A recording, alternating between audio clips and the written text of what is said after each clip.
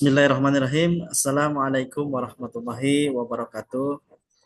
Alhamdulillah, rekan-rekan mahasiswa dirahmati Allah Subhanahu wa taala, sangat bahagia sekali dapat memberikan satu materi yang cukup penting bagi teman-teman semua yang nantinya insya Allah berguna bagi penelitian, yang juga berguna bagi wawasan keilmuan ekonomi syariah yang lebih mendalam, ya teman-teman semua, ketika mengkaji pemikiran bisnis, ya mengkaji pemikiran muamalah maupun keuangan atau akuntansi dan lain sebagainya, fikih-fikih zakat, wakaf dan lain sebagainya. Insya Allah pada kesempatan hari ini kita akan membahas satu tema mengenai pemikiran dari tokoh-tokoh yang ada pada masa, ya, tahun 2000-an ke bawah, ya. Nah, oke. Teman-teman semua dirahmati Allah Subhanahu wa taala. Di sini Bapak akan coba sampaikan ada materi yang cukup menarik, ya. Jadi semuanya fokus, insya Allah materi ini sangat bermanfaat bagi semuanya, insya Allah. Nah, teman-teman semua dirahmati Allah Subhanahu wa taala, ini ada pemikiran yang luar biasa dari periode tahun 1980 sampai tahun 2000, ya. Jadi kita belum masuk ke dalam era milenial. Ini ada tokoh-tokoh yang muncul, gitu ya, pada masa itu. Nanti kita akan coba deskripsikan, kita kembangkan, dan coba kita analisa apa saja perbedaan-perbedaan dari pemikiran tokoh-tokoh ini, ya. Kita sudah belajar pada masa Rasulullah, Khulafaur Rasyidin, ya, Abbasiyah, Andalusia, Fatimiyah, ya, dan lain sebagainya, bahkan kerajaan-kerajaan Islam pada waktu itu, atau bahkan periode tahun 1600, ya, 1900, tahun 1600 sampai tahun 80-an, ya. Nah, teman-teman semua dirahmati Allah, ini ada perubahan yang intinya para pemikir itu melakukan pengembangan, ya, pemikiran ekonomi syariah. Jadi kalau kita telaah bahwa nilai Islam itu sejatinya sifatnya kolektif atau apa? Berjamaah, ya. Maka salah satunya adalah membentuk sebuah lembaga keuangan. Nah, ini kemarin sudah kita sempat bahas, ya, bagaimana eh, keuangan Islam sudah akan muncul tuh, sudah ide-ide akan muncul keuangan, ya. Nah, ini kita akan masuk lagi, ada contohnya, ya. Salah satunya di Malaysia, ini perbankan syariat dengan menggunakan Islamic Bank Act, ya, tahun 83. Nah, kemarin kita sudah sampai takaful. Ini sudah mulai muncul nih. Dan itu pun serupa terjadi pada masa tahun 1991, muncul namanya Bank Muamalat. Nah, tahun 91 ini kalau di Indonesia, ya, kita lihat. Nah, ini ada pemikiran yang menggagas itu ternyata, ya. Ada pemikiran dari ahli ekonomi Islam yang menggagas itu, seperti halnya Syed Nawab, Mercapra, dan Muhammad Najatullah Siddiqui. Nah, jadi ada 3 tokoh. Nah, nanti kita akan coba bahas satu persatu siapa saja beliau-beliau ini, ya kan? Oke, kita lihat di sini yang pertama adalah Syed Nawab Haidar Nakfi, ya. Nah, beliau ini dikenal dengan nama Nakfi, ya. Dikenal dengan nama Nakfi. Nah, ya. Pemikir Islam yang pengaruhnya cukup baik, ya. Beliau ini lahir di India, ya, dan kemudian bermigrasi di Pakistan. Belajarnya ekonomi di Amerika, ya.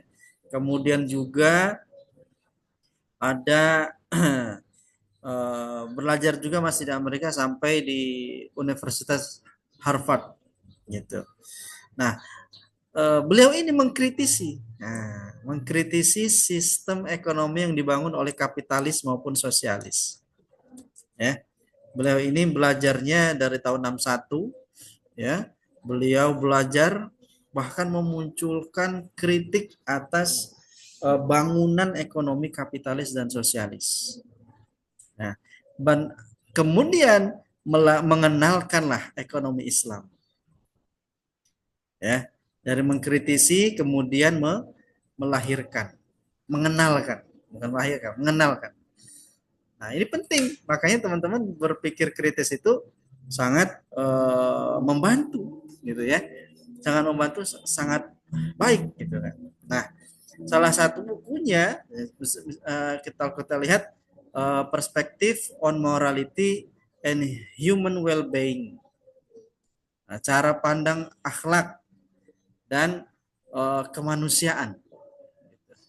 Tapi kalau kita lihat yang di sini pengembangan ekonomi alami dan kegunaannya, ya, kepentingannya. Termasuk juga krisis pengembangan rencana pengembangan terhadap krisis di Pakistan. Nah, ini luar biasa. Nah, barulah pada muncul lebih dalam lagi itu tahun 94 ini ada bukunya. Nah, ini ya, lebih khusus Islam Economic and Society. Nah, ya, luar biasa. Ini sudah muncul tuh. Nah, tahun 94 muncul bukunya. Ada juga buku yang, nah, kalau kita lihat yang terakhir, bagus nih, buku yang sangat bagus. Nanti teman-teman bisa lihat di di Google ya, ada buku yang menarik, bisa teman-teman baca dari sekarang, nanti bisa dijadikan salah satu teori di penelitian. Nah, apa saja dalam buku tersebut ya? Nah, sini etika dan ekonomi. Nah, gitu ya. Apa saja yang dikritis ya oleh Nakfi ya, dalam mengikuti ketika beliau belajar dan mengkritisinya. Jadi sistem ekonomi kapitalis ini mengikuti prinsip-prinsip yang digariskan oleh Adam Smith dan mengenalkan konsep invisible hand. Nah, kita sudah belajar kemarin ya. Dan menjadi fondasi ideologinya. Nah, ini akhirnya membangun paradigma bahwa ekonomi kapitalis ini menyandarkan dirinya semata pada materialisme. Kehampaan ruang spiritual, nah, hilang, hampa, tidak ada nilai spiritualnya. Dikritiklah oleh Nakfi. Jadi ya betul-betul kapitalis ini ya menyandarkan bagaimana harta, ya, nilai spiritnya tidak ada, gitu. Gagasan kapitalis tidak asli, gitu ya, tidak orisinal. Maka moral hanya dititik beratkan pada profit. Jadi moral itu hanya dititik beratkan kepada profit, ya kan? Dan kemudian kreasi dari harta itu sendiri, pengembangan dari harta itu sendiri.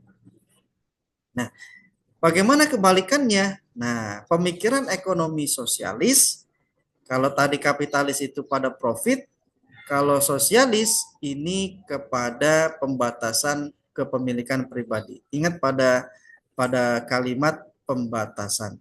Nah, ya.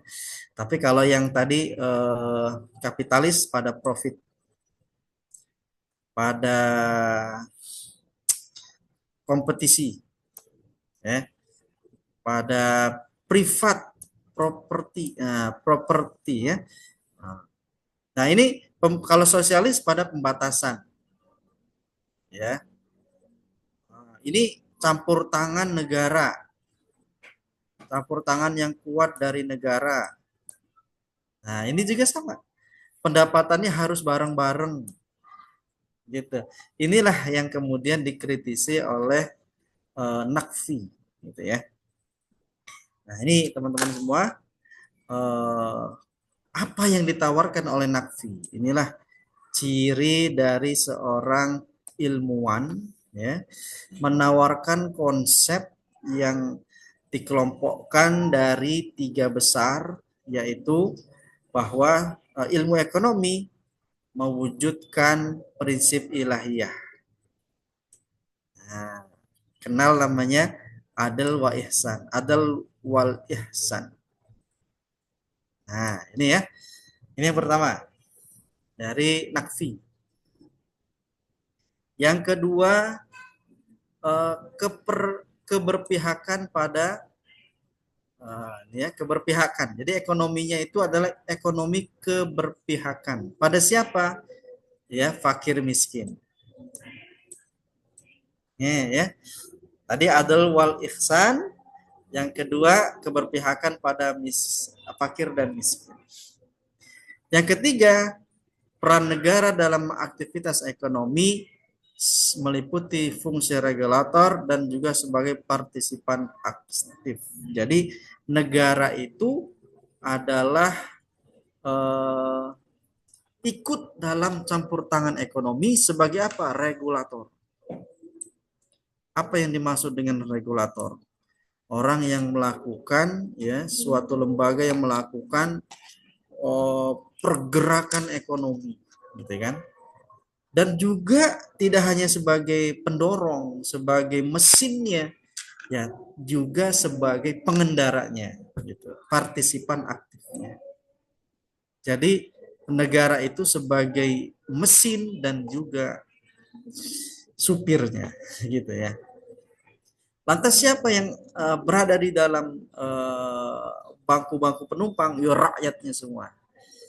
Nah, tetapi nanti ada perbedaannya dengan campur tangan di sini. Tidak, tidak. Kalau campur tangan itu ya supir itu masuk ke dalam bangku penumpang, gitu ya, ya, sebagai bangku penumpang. Ada juga di sana peran negara, ya kan? Tapi di sini tidak, sebagai mesinnya dan juga sebagai supirnya, gitu. Nah, ada etika yang harus dibangun, ya, dan menjadi ciri keunggulan ekonomi Islam. Mengenai kaum miskin dan lemah, empati dilanjutkan dengan kebijakan agar gerak kaum lemah ini meningkat menjadi taraf hidup yang lebih baik. Ya. Jadi diciptakanlah bagaimana mekanisme agar yang lemah, yang fakir dan miskin ini mempunyai peningkatan taraf hidup. Bagaimana caranya? Nah, nanti banyak ya. Nah, dalam hal ini maka dibangunlah prinsip yaitu kepemilikan. Kemudian bagaimana stimulan, ya, stimulan atau rangsangan. Kepemilikannya bagaimana? Ya, kemudian bagaimana distribusi, alokasi. Nah, dan juga jaminan sosial. Dan juga penghapusan riba. Jadi ada 5 menurut Nakfi. Ya. Baik, dalam menjalankan bisnis, yang paling penting adalah ya kalau tadi ekonomi, sekarang dalam bisnis. Apa itu? Etika bisnis. Nah, jadi kalau ingin menjalankan bisnis, maka ada nilai yang wajib untuk diberikan. Nah, itu apa? Nilai-nilai tauhid, ya. Gitu. Jadi segala sesuatunya dalam bisnis itu adalah berbasis iman, ya. Kalau kita berbicara tauhid, maka berbicara keimanan kepada Allah. Dan di dalam keimanan itu muncullah etika-etika dan pondasi-pondasi atau akidah itu. Nah, maka harus tahu bahwa Allah itu Maha melihat, bahwa Allah itu memberikan rezekinya kepada hamba-hambanya, konsep bersyukur, konsep juga ikhtiar yang optimal. Semua yang dijual, semua yang diproduksi dimintai pertanggungjawaban. Itulah berbasis iman. Berbasis iman itu seperti itu. Jadi semuanya itu meningkatkan kualitas atau sebaliknya memilih jalan yang keliru, maka harus tahu nih ya, mana yang berkualitas, mana yang buruk gitu. Maka inilah yang kemudian berbasis iman. Nah, muncullah keseimbangan ya. Baik, mungkin itu dulu ya untuk nakfi ya. Nah, teman-teman ya, kalau untuk riba tentunya sudah pasti hal yang dibahas jika berkaitan dengan hukum Islam. Nah, makanya muncullah pada basis riba ini nanti nakfi ini mengeluarkan salah satunya gagasan keuangan Islam, lembaga keuangan Islam. Ya, Nakfi mengenalkan dua konsep mengenai tanggung jawab, yaitu aspek khilafah dan aspek volunteer sukarelawan. Ya, khalifah ini sebagai apa? Ya, a'udzubillahi minasyaitonirrajim. Ara'aital ladzi yukadzibu biddin fadzalika alladzi yad'ul yatim wa la yahuddu ala ta'amil miskin. Yahuddu ala ta'amil miskin. Tahukah engkau yang merusakan agama, yaitu menghargai anak yatim dan tidak mendorong memberi makan orang miskin. Nah, ini maksudnya apa? Ya, ini menghindari sifat tamak. Jadi bagaimana negara itu melindungi yang lemah gitu. Ya, menghilangkan ketamakan gitu. Nah, terus Nakfi ini juga punya pandangan bahwa kehadiran negara ini fungsinya sangat inti. Ya, sangat inti. Apa itu? Memuliakan masyarakat agar menjadi adil dan makmur gitu. Ya. Jadi ini salah satu contohnya. Ada satu pengemis di jalan, maka ada sindikat di situ. Nah, bagaimana cara menyelesaikannya? Nah, ini ya. Itu. Dalam hal luas, maka kezaliman itu harus dihentikan. Ya, salah satunya menggunakan peran ekonomi Islam. Gitu. Nah, maka peran ekonomi Islam ini untuk menghentikan praktik-praktik kezaliman, ya, seperti halnya banyak pengemis di jalan dan lain sebagainya. Ini bisa juga kita masuk menghentikannya dari ekonomi, ya, dari ekonomi Islam. Baik, tokoh yang kedua, ya, tokoh yang kedua adalah Umer Capra, ya, Umer Capra. Siapakah ini Umer? Gitu ya. Beliau ya orang India juga, ya, orang India juga, ya. Lahir tahun 1933. Ya. Di mana beliau itu belajar di Amerika, gitu ya. Sama. Ya. Jadi beliau ini juga seorang pemikir kontemporer yang punya kontribusi dalam ekonomi Islam. Ya, jadi kalau teman-teman ingin salah satunya merujuk salah satu teori, ini juga bisa ya untuk pemikiran dari ekonomi Islam gitu. Salah satunya the role of Islamic Bank ya in non-Muslim countries. Bagaimana aturan bank Islam di negara bukan Muslim gitu. Ada nih ya. Beliau membuat buku itu. Beliau membuat buku ini untuk apa? Untuk dijadikan salah satu bacaan, penerapan, ya, referensi bagi para praktisi ekonomi keuangan. Ya. 3 konsep dasar yang ada di dalam teorinya Umar Capra, yaitu tauhid, khalifah, dan keadilan. Kalau tauhid berarti berbasis keimanan, cara pandangnya adalah cara pandang akidah dan keimanan. Sedangkan sebagai khalifah pemakmur bumi ini sebagai orang yang menggerakkan sumber daya dan materi berbasis syariah. Gitu. Berbasis syariah. Sedangkan yang dimaksud dengan keadilan itu ya, maka semuanya itu ya berbasis dengan ya syariah tadi. Jadi sumber daya yang ada itu sebagai khalifah itu digunakan oleh seluruh eh, komponen yang dikendalikan oleh khalifah. Nah, ini maksudnya itu ya.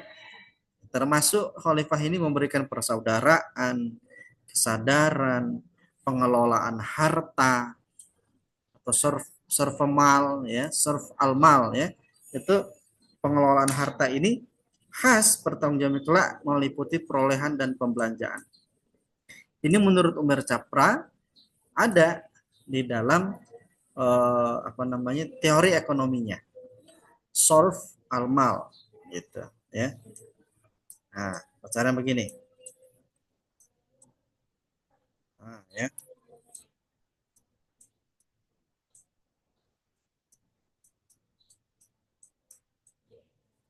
Gitu.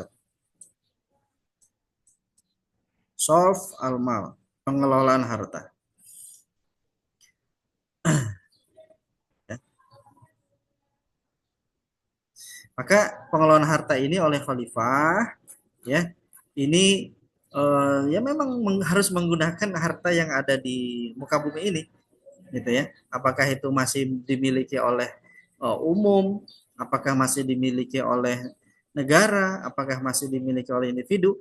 Nah, seorang yang punya kewenangan untuk menjalankan itu, maka digunakanlah kesempatannya. Dengan basis apa? Ya tadi syariah dan etika ya. Etika Islam harus pakai etika gitu. Etika atau akhlak. Nah, itulah yang kemudian nanti ada rational economic man, positivisme, keadilan, Pareto optimum, ini juga pakai ini. Baik, ini untuk Umar Capra. Nah, ya. Ini bagaimana Umar Capra itu pemikirannya adalah pemikiran Al-Mawardi. Nah, ya. Nanti kita lihat bahas lagi pemikiran Al-Mawardi, ya. Kitabnya itu nanti kita cari apa Mawardi ya. Nah, kalau untuk pajak dan lain sebagainya nanti kita bahas ke depannya. Oke, lanjut. Yang selanjutnya adalah yang ketiga adalah Muhammad Najatullah Siddiqi tahun 1931.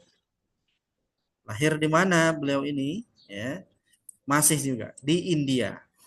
Ya, India, luar biasa ke India ya.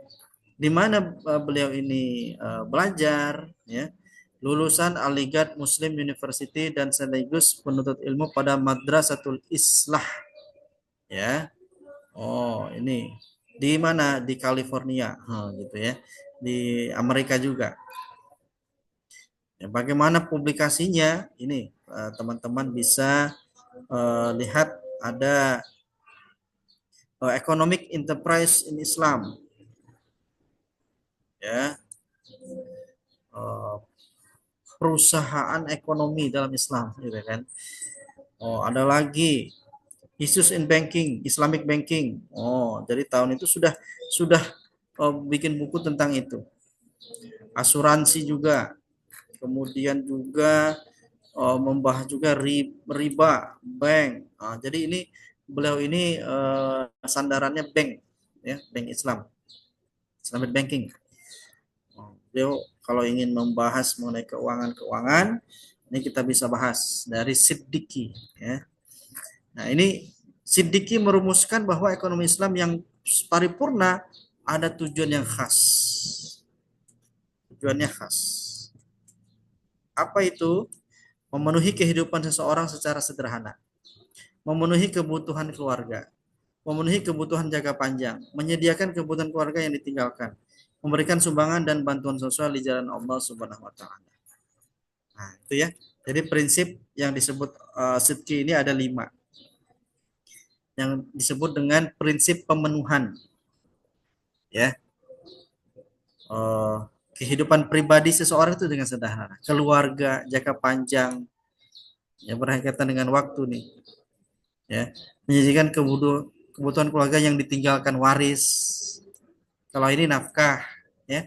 Kalau ini nafkah pribadi, kalau ini nafkah keluarga, kebutuhan jangka panjang ini ya salah satunya wakaf, zakat, itu jangka panjang, ya, tabungan, ya. Ini juga waris, memberikan sumbangan, sodakoh, ya, dan lain sebagainya. Ini ekonomi Islam. Jadi eh, menurut beliau ini ya bank yang nanti akan dipikirkan itu ya ini. Ya karena dalam bank yang Islam itu ya menabung, mengirim gitu kan. Menyimpan itu bukan hanya uang ya, tapi juga barang gitu. Nah, bagaimana kebutuhan keluarga bisa rumah, ya, nafkah, ya kan? Ya, jadi ini bisa juga bisakah di keuangan Islam masuk dalam hal ini bisa tentang nafkah, ya. Seperti itu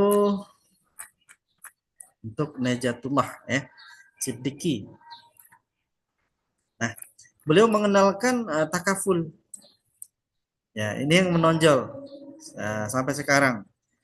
Prinsip takaful ini muncul ya akibat penolakan terhadap asuransi konvensional ya. Jadi beliau menolak asuransi konvensional yang dalam operasinya melakukan praktik riba, maisir dan goror. Jadi tahun itu tahun 40-an itu sudah bahas ini ya bahwa asuransi konvensional ini ya ada mengandung riba gitu.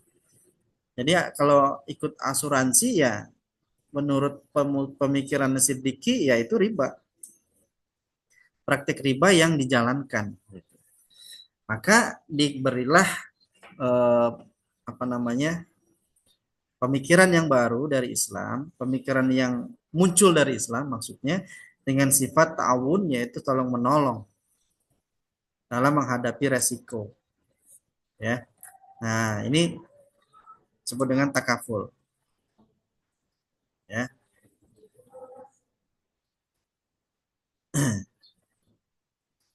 jadi prinsipnya ada tiga: keadilan, kerjasama, menolong. Ya, seperti ini ya contoh kasusnya. Nanti ada pemikiran-pemikiran yang lain nanti kita akan coba eh, bahas ya di lain waktu. Demikian dari Bapak, nanti insya Allah kita akan bahas di lain kesempatan. Wassalamualaikum warahmatullahi wabarakatuh.